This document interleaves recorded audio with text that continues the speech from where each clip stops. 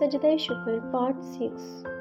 कुछ दिन बाद उसका पाँव नीचे लगने के काबिल हुआ तो उसे कॉलेज का ख्याल आया। मामा से कॉलेज जाने की जिद लगा ली। पहले तो वो इनकार करती रही, फिर नमक के मुसलसल कहने पर इजाज़त दे दी। कॉलेज का दिन काफ़ी मसरूफ़ कुन था। उसने सिर्फ ज़रूरी क्लासेस ली और 12 बजे के करीब घर आ गई। घर पहुँचते ही उसने हॉल में मर्ताब को अकेले बैठे देखा। अब वो इससे क्या कहती, सलाम किए बिना ही लड़खड़ाती अपने रूम में चली गई। फ्रेश होकर निकली तो मर्ताब उसके बेड पे बैठा था। उसने दुपट्टा सर पे लिया। हे कज़न, कैसी हो? मर्ताब ने उठते हुए पूछा। अल्हम्दुलिल्लाह, आप सुनाएं। वो इसे देखे बगैर शीशे की तरफ चली गई। मेरे लंदन जाने से पहले तो तुम अच्छी भली थी और अब इतनी तब्दीली यार हजम नहीं हो रही। कहीं तुम्हारी ये हालत मेरी जुदाई में तो नहीं हो गई? उसने छेड़ने वाले अंदाज में कहा। आप इतने भी ज़रूरी नहीं कि आपके लिए अब मैं ऐसी हालत कर लूँ। वो उसकी तरफ मुतवज्जा ना थी। तो फिर शहीद की वजह से? मर्ताब ने अंदाज़ा लगाने की कोशिश की। शहीद मेरा अच्छा दोस्त था और कुछ नहीं, लेकिन खैर अब वो दोस्त भी नहीं है, उसने मजबूत और मुनज़्ज़म लहजे में जवाब दिया। लेकिन वो तो तुमसे मोहब्बत करता है, क्या तुम नहीं जानती ये बात? मर्ताब ने हैरानगी से याद करवाया। वो करता है या नहीं मुझे इससे कोई सरोकार नहीं। मैं अपने बारे में जवाबता हूँ और मुझे अपने बारे में बहुत बेहतर पता है। हमें नीचे चलना चाहिए, अगली दफ़ा तो प्लीज़ मेरे रूम में मत आइएगा, उसने रुखाई से कहा। और मर्ताब का जवाब सुने बगैर वो नीचे चली गई। तुम जैसी लड़कियों को मैं बहुत अच्छी तरह जानता हूँ। 2 दिन की मुसलमान, तुम जैसे को दूसरों को धोखे में रखना खूब आता है। मान लिया तुम मुझसे मोहब्बत नहीं करती, लेकिन इतनी नेक और फारसा भी नहीं कि तुम पे यकीन किया जाए। पता तो चल ही जाएगा कि तुम क्या हो। वो सोचता हुआ नीचे आ गया। चाचा बेगम ने खाना लगवा दिया था। मर्ताब ने लंच वहीं किया और गाहे बगाहे सर उठा के मशकूक नज़रों से नमर को देखता रहा। अज़लान 2 दिन फ्लैट में रुकने के बाद सुबह सवेरे ही घर की तरफ निकल गया। नाश्ते का वक्त और सब डाइनिंग टेबल पे मौजूद थे। अज़लान की छोटी बहन गोहर उसको देखकर मुस्कुराई, जबकि सलमान मीर अज़लान के वालिद की नज़रें अखबार पे ही टिकी रहीं। मामा प्लीज़ मेरे लिए भी नाश्ता बनवा दें। वो जैकेट सोफे पर रख के रूम में चला आया। फ्रेश होने के बाद वो नीचे आ गया। ऐसा क्या हो गया, गालिब के घर याद आया? सलमान मीर नाश्ता शुरू कर चुके थे। बच्चे को नाश्ता तो करने दें, आप उसके आते ही शुरू हो गए, शीजा बेगम ने खफीफ से कहा। भाई हमारी इतनी औकात कि हम तुम्हारे साहबजादे को कुछ कहें? तुम्हारे लाड और प्यार ने ही इसकी ये हालत बना दी है। सलेमान के माथे की तेवरी पड़ी। अज़लान सर झुकाए खामोशी से पराठा खा रहा था। पूछो अपने साहबजादे से कल रात कहाँ था? उनका गुस्सा बढ़ रहा था। न दीन का पता है न अपनी आखिरत का। दोपहर को मोहतरम उठते हैं, फिर क्लिनिक और रात देर तक क्लब्स और होटलों में रहते हैं। हमारी दुनिया तो खराब कर ही दी है, साथ ही हमारी आखिरत भी ज़रूर बर्बाद करेगा। पता है ना, रोकने टोकने वाला कोई नहीं, जो जी में आया करो। उनकी आवाज़ बुलंद थी। हर बार घर लौटने पे यही सब तो वो सुनता था। अब तो आदत हो गई थी ये सब सुनने की। तुम्हारा बाप अभी जिंदा है, मरा नहीं। जब मर गया तब कर लेना अपनी मनमानी। सबने सलमान मीर की तरफ देखा। अब बस भी करें, एक तो वो घर आता नहीं और अगर आ जाए तो आप उसे इतनी बातें सुनाते हैं। शीजा बेगम की आंखों में आंसू आ गए। तुम माँ हो, ममता के हाथों कुछ कह नहीं सकती, लेकिन मेरे हाथ कभी किसी ने नहीं बांधे। मैं कह सकता हूँ और मैं कहूँगा। बेगैरती की सारी हदें इस लड़के ने पार कर ली हैं। ये मेरी बर्दाश्त से बाहर है। क़यामत वाले दिन जब इसने हमारा गिरेबान पकड़ा ना, तब तुम्हें समझ आएगी कि मैं ऐसे क्यों कहता हूँ। ये हमारी औलाद है, इसका अच्छा बुरा हमें सोचना है। और जिस रास्ते पे ये चल रहा है ना, वहाँ ना कोई सुकून है ना ही कोई मंजिल। सारी उम्र इस दुनिया के शराब में भटकता ही रहेगा। ये ना हो बहुत देर हो जाए और तुम्हारे पास आंसू और पछतावे के सिवा कुछ भी ना बचे। सलेमान ने उठकर चले गए। अज़लान ने मामा को देखा और वो बेबसी से अज़लान को ही देख रही थी। वो उठी और उठकर उसके पास आई। बच्चे, मैंने हमेशा तुम्हारी तरफदारी की है, तुम्हारा साथ दिया है, लेकिन हमेशा की तरह आज भी तुम्हारे बाबा की बातें ठीक है। वो तुमसे नफरत नहीं करते और ना उनका मकसद तुम्हारी दिल आज़ारी है। वो बस तुम्हारी ज़िंदगी को अपनी ज़िंदगी की तरह बनाना चाहते हैं। इस बात का अंदाज़ा तुम्हें बाप बन के होगा। अल्लाह पाक तुम्हें हिदायत दे, आमीन। वो सर पे हाथ फेर के चली गई। वो वहीं उलझे ज़हन के साथ खामोश बैठा रहा। पाकिस्तान आकर मर्ताब को कोई काम ना था। इधर से उधर वो हैदर को साथ लिए घूमता ही रहता। उसे यहाँ आए काफ़ी दिन हो चुके थे। कभी कभार शाम के वक्त शराब की तलब उसके अंदर उठती और फिर वो कोशिश करके खुद पे काबू पा लेता। आज भी रात के वक्त वो अपने रूम में मौजूद था और लंदन की किसी दोस्त से बात कर रहा था। एक लफ्ज़ उसे प्यास महसूस हुई। उसने पानी का जग मुंह से लगा लिया। सारा जग खाली करने पे भी उसकी प्यास में कोई कमी ना आई। उसने हैदर का नंबर डायल किया। कॉल रिसीव करते ही उसने कहना शुरू कर दिया, मैं जानता हूँ तुम्हारे पास बियर है, जल्दी लेकर आओ वरना मैं यहाँ सब कुछ तोड़ दूंगा। वो चिल्लाया और कॉल काट दी। मर्ताब की बात सुनकर हैदर के हाथ पांव सुन हो गए। अल्लाह, ये लड़का किसी दिन खुद भी मरेगा और मुझे भी मरवाएगा। अगर मैं ना गया तो वो कुछ नहीं छोड़ेगा, लेकिन अगर उसे शराब दी तो वाजिद साहब को पता चल जाएगा कि उसने शराब पी है। वो दोनों तरफ से फंस चुका था और फिर जल्दी से उठा और मर्ताब की तरफ आ गया। रूम खुलने पे उसने देखा कि कमरे की हालत बिगड़ी हुई थी, हर चीज़ टूट चुकी थी। मर्ताब सर झुकाए टेबल के पास नीचे बैठा हुआ था। हैदर को देखते ही उसकी तरफ लपका और उसके हाथ से बियर की बोतल ले ली। कितनी देर वो बोतल को तरसी हुई निगाहों से देखता रहा और फिर सेकंड के अंदर बोतल का ढक्कन उतारा और पी गया। बोतल अंदर जाते ही उसे सुकून आया और मुस्कुराता हुआ जूतों समेत बेड पे जा गिरा और खुद से बातें करने लगा। इस लड़के को कब अकल आएगी? हैदर उसकी हालत देखकर सर पीट कर रह गया। उसका दिल किया वो इसका गला दबाकर जान से मार दे, लेकिन वो इसका दोस्त था। इसकी बुरी आदतों के बावजूद उससे बहुत मोहब्बत करता था। हैदर रात वहीं उसके पास रुक गया। उन्होंने लाइट ऑन की। रोशनी की वजह से उसकी आंखें चुंधिया गईं। मामा प्लीज़ लाइट्स बंद कर दें, ऐसे ही बेहतर है। अज़लान, बाज़ औक़ात हमारे अंदर इस कदर अंधेरा बढ़ जाता है कि कोई राह नज़र नहीं आती। हम हाथ पाँव मारते हैं, रास्ता ढूंढने की कोशिश करते हैं, लेकिन बेसुध। जानते हो ऐसा क्यों होता है? हमारे अपने अमाल की वजह से। जब हम एक गुनाह करते हैं, फिर दूसरा, फिर तीसरा और आहिस्ता आहिस्ता वो काम हमारे लिए सहल और पुरलुत्फ़ बन जाता है। इस पुरलुत्फ़ के चक्कर में हमारे अंदर का नूर हमसे ले लिया जाता है और हम बेसुकून हो जाते हैं, जैसे नेकी का काम हो और हम उसे टालने की कोशिश करें। तो बच्चे, नेकी की तौफीक हमसे ले ली जाती है, फिर हम अंधेरे में रहें या रोशनी में कोई फ़र्क नहीं पड़ता। हमें दुनिया हसीन लगने लगती है, हमारे दोस्त अच्छे लगने लगते हैं, उनके साथ वक्त गुजारी हमारा अहम मशगला बन जाता है। लेकिन इस सब में हम ये नहीं जान पाते कि हमारा रब हमसे राज़ी है या नहीं। हम क्यों दुनिया में घुल मिल रहे हैं, क्यों हमें हर चीज़ खूबसूरत नज़र आती है, ये हम कभी नहीं सोच पाते, शायद सोचना चाहते ही नहीं।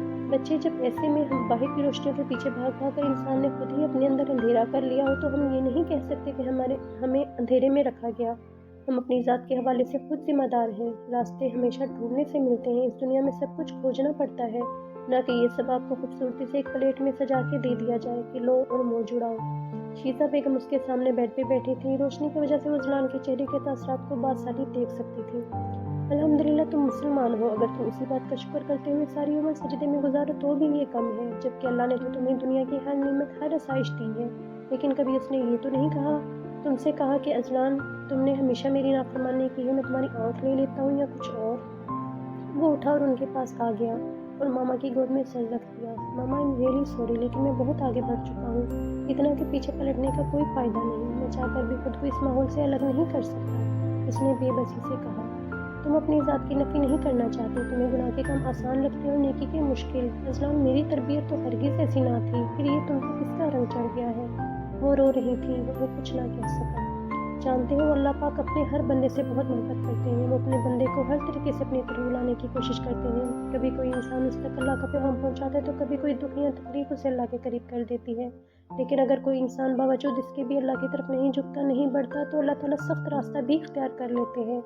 अज़लान, मैं उसी वक्त से डरती हूँ कि कहीं तुम टूट ना जाओ। मेरे बच्चे, तुम टूटने का दर्द बर्दाश्त नहीं कर पाओगे। उनकी हिचकियाँ बढ़ रही थीं। प्लीज़ पलट आओ, अपनी माँ के लिए पलट आओ। प्लीज़ मान जाओ, अपनी माँ की कहे की लाज रख लो, छोड़ दो सब, प्लीज़। उन्होंने अज़लान के आगे हाथ जोड़ दिए। अज़लान ये देखकर सटपटाया। मामा, ये आप क्या कह रही हैं? प्लीज़ ऐसे ना करें, मुझे दर्द होता है। उसने जुड़े हाथ खोलते हुए कहा, तुम्हें इस हालत में जहन्नम के रास्ते पे चलते हुए देखकर मुझे भी बहुत दुख होता है। उन्होंने मिन्नत भरे लहजे में कहा, अच्छा ठीक है, मैं कोशिश करूँगा, प्लीज़ रोना बंद करें। माँ के आगे उसे मजबूरन हथियार डालने पड़े। नमन मुसहफ ले आई थी। रात आहिस्ता से ढल रही थी। उसे थमे बाहर लॉन में झूले पे बैठी पढ़ते हुए साथ खुद ही से तबसरे भी किए जा रही थी। गर्मी की वजह से पसीने की बूंदें पेशानी पे उबलती और वो बेध्यानी में हाथ मुंह पे फेरते हुए फिर से पढ़ने लग जाती। महमल पे लगी पाबंदियाँ और उसकी मुश्किलात पढ़कर जाने क्यों वो रो पड़ी। अगर मैं उसकी जगह होती तो कसम से मर जाती, लेकिन फरिश्ते को उससे मिलना उसे अच्छा लगा। चलो, महमल के पास कोई तो उसका अपना है। उसे सुकून मिला। फिर उसका कुरान के साथ सफ़र और अल्लाह की बातें उसे मज़ीद हैरान कर गईं। क्या कुरान वाकई हमसे बातें करता है? वह हैरान हुई। पहले तो कभी भी मुझे कुरान का तर्जुमा समझ नहीं आया। अब मैं जब भी तर्जुमा पढ़ती हूँ तो ऐसे लगता है वही बात लिखी गई है जो मैंने सोची, या वो बात जो मैंने अल्लाह ताला से पूछी। इस बात का जवाब इस किताब में होता है। उसका मुँह खुला का खुला था। मतलब ये किताब मुझसे भी बातें करती है? लेकिन ये किताब तो इतने साल पुरानी है, फिर कैसे? चलो, ये बात आजमा कर देख लूँगी, ये मुझसे बात करती है या नहीं। तजस्सुस मज़ीद बढ़ गया। रात का पिछला पहर था और वो दबे पाँव हॉल में से होती हुई अपने रूम में आ गई। सुबह जब महताब उठा तो उसकी हालत नासाज थी। सर दर्द से फट रहा था। हैदर ने कुछ मेडिसिन दी, जिसको लेने के बाद उसने खुद خود کو بہت بہتر محسوس کیا۔ وہ یوں ہی بیڈ پہ لیٹے موبائل پہ لگا تھا کہ دروازہ بجا۔ حیدر اٹھ کے دروازہ کھولنے گیا۔ جی کیا بات ہے؟ حیدر نے سارا دروازہ کھولے بغیر ہی پوچھا، کسی کو ملتاق کی حالت دیکھ کے شک نہ ہو جائے۔ بھائی کہاں ہے؟ تمشا نے تھوڑے کھلے دروازے میں سے اندر جھانکنے کی کوشش کی۔ وہ سو رہا ہے، کوئی ضروری کام ہے تو آپ مجھے بتائیں، میں کر دیتا ہوں۔ نہیں کام نہیں تھا، وہ بابا بھائی کو نیچے بلا رہے ہیں، بس یہی کہنا تھا۔ کون ہے حیدر؟ ملتاق نے آواز لگائی۔ بھائی بابا آپ کو بلا رہے ہیں، تمشا کہہ کر چلی گئی۔ بابا کے بلاوے پہ اسے اٹھنا پڑا۔ ہاتھ منہ دھوئے بغیر رات کے لباس میں نیچے آ گیا۔ وہ پرسکون لگ رہا تھا۔ ماما بابا ہال میں بیٹھے چائے پی رہے تھے۔ صاحبزادے یہ کیا حالت بنا رکھی ہے؟ یہ تمہاری شادی کی عمر ہے، تھوڑا خود کو تو سنوار لیا کرو۔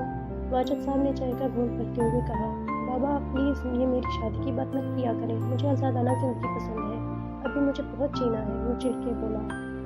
ہاں تو جی لینا نا، لیکن شادی کے بعد لندن واپس تم صرف اسی صورت میں جاؤ گے کہ تم شادی کر لو، ورنہ نہیں۔ فیصلہ سنا دیا گیا۔ مہتاب نے ماما کی طرف دیکھا جو کہ اس کے حق میں کچھ نہ کہہ سکی۔ اب آپ نے فیصلہ کر ہی لیا ہے تو میں کیا کہہ سکتا ہوں؟ لندن میں میرا بہت کام رکا ہوا ہے جس کی وجہ سے مجھے جلد ہی واپس جانا ہے۔ اب خود اندازہ لگا لیں کہ ایسے میں اتنی جلدی میری شادی ممکن ہو پائے گی۔ اس نے تنے ہوئے اعصاب ڈھیلے کیے۔ وہ جانتا تھا کہ کچھ دنوں میں شادی تو دور کی بات، ان کو ایک لڑکی بھی پسند نہیں آنی۔ اس نے ٹیبل پہ آگے ہو کر اپنے لیے چائے بنائی۔ اس بات کی فکر تم مت کرو، بس آج شام تم تیار ہو جانا، تمہیں میرے ساتھ چچا کی طرف جانا ہے۔ یس شور، مہتاب نے سر اس بات میں ہلایا اور آرام سے چائے پینے لگ گیا۔ اذلان نے ماما کے کہنے پہ بابا کے ساتھ ہی مسجد جانا شروع کر دیا۔ سلیمان میر ناراض اب بھی تھے، لیکن پرسکون تھے کہ ان کا بیٹا بات کو سمجھ گیا ہے۔ اذلان ٹائم سے فری ہو گیا۔ دوپہر میں وہ دونوں واک کے لیے نکلے تھے۔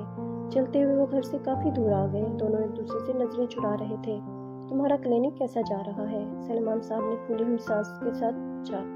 بابا اچھا جا رہا ہے، ہفتے کے پہلے 2 دن لوگوں کی تعداد زیادہ ہوتی ہے، جبکہ باقی دن بس گنتی کے لوگ آتے ہیں، اس نے واضح جواب دیا۔ ہاں بھئی، لوگ ہفتے اور اتوار کو دل کھول کے کھاتے ہیں اور سوار اور منگل کو خراب معدہ اور پیٹ لیے ڈاکٹر کے پاس چلے جاتے ہیں۔ اب ایسی بھی بات نہیں ہے، وہ مسکرایا۔